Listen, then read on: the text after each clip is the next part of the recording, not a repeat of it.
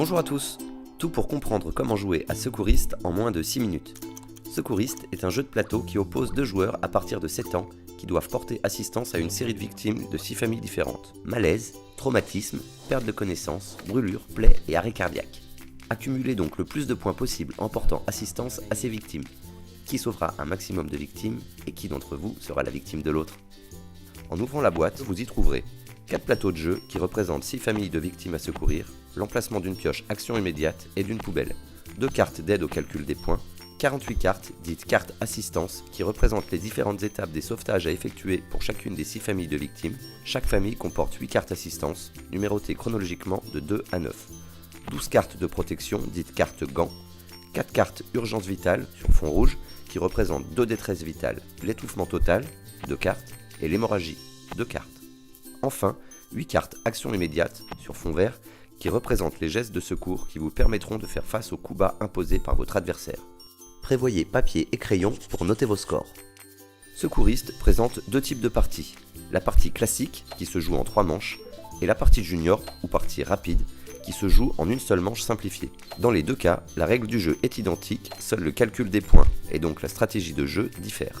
La partie junior, accessible aux plus jeunes, encourage et récompense chaque secouriste en herbe à poser un maximum de cartes assistance, contrairement à la partie classique qui nécessite plus de précautions. Il va falloir faire des choix. Le déroulement du jeu est simple. Tout d'abord, disposez les plateaux entre les joueurs au centre de la table en disposant la poubelle à une extrémité, puis remettez une carte d'aide au calcul de points à chacun.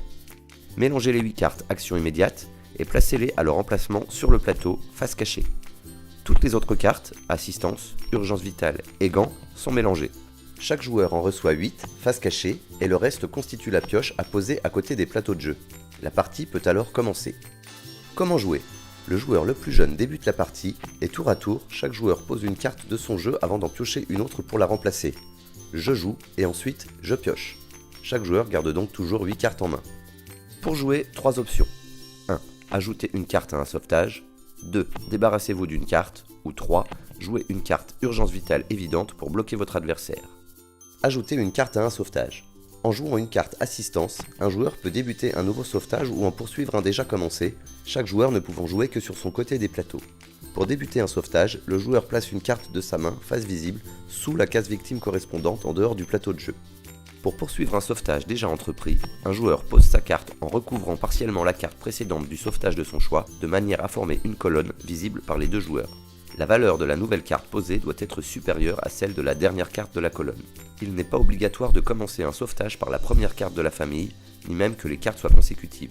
Ainsi, un joueur peut poser en premier une carte de valeur 3 et par la suite ajouter une carte de valeur 7, mais il ne pourra plus poser les cartes de valeur 4, 5 et 6 à ce même sauvetage dans cette manche. Attention, dès lors que vous débutez un sauvetage, vous engagez des points pour la fin de partie. Dans le cas d'une partie classique, il vous faut atteindre 20 points minimum par sauvetage débuté pour éviter toute pénalité. Nous revenons sur ce point dans notre seconde vidéo d'aide au calcul des points. Enfin, les cartes gants peuvent être jouées sur n'importe quel sauvetage. Elles vous permettent d'augmenter sensiblement vos points en fin de partie. Oui, tout bon secouriste qui prend ses précautions mérite une récompense, à condition d'avoir réalisé un minimum d'actions, 20 points minimum. En revanche, elles ne peuvent être placées qu'en début de sauvetage.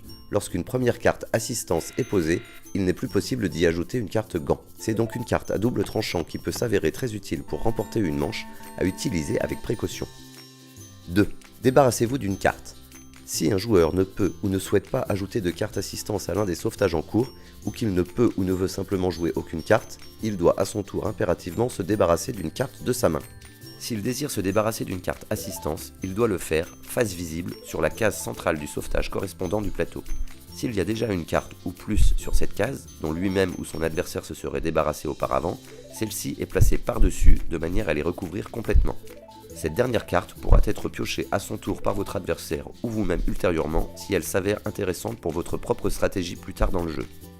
Pour se débarrasser d'une carte gant ou urgence vitale évidente, le joueur doit à son tour déposer la carte, face cachée, dans la poubelle sur le plateau. 3. Jouer une carte urgence vitale évidente pour bloquer son adversaire. Les cartes urgence vitale évidente peuvent être posées, face visible, devant l'autre joueur à n'importe quel moment de la partie. Cette carte a pour but de faire ralentir votre adversaire.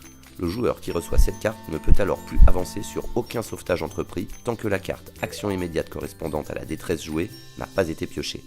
Si la carte tirée Action immédiate ne correspond pas à l'urgence vitale imposée par l'adversaire, le joueur la replace automatiquement au bas de cette même pioche et son tour est fini. Un joueur ne peut être confronté qu'à une seule urgence vitale à la fois, et un joueur ne peut être confronté qu'une seule fois par manche à chaque urgence vitale, étouffement ou hémorragie. Dès lors qu'un joueur a joué une carte urgence vitale évidente d'une détresse, il peut, s'il reçoit la deuxième carte de cette même détresse, s'en débarrasser au tour suivant, face cachée dans la poubelle. Ainsi, l'adversaire ne sait s'il s'agit d'une carte gant ou d'une carte urgence vitale évidente. Attention, si cette carte urgence vitale évidente est posée lors du dernier coup de la partie, l'adversaire a le droit de piocher une dernière fois une carte action immédiate, lui permettant de sauver sa victime ou pas.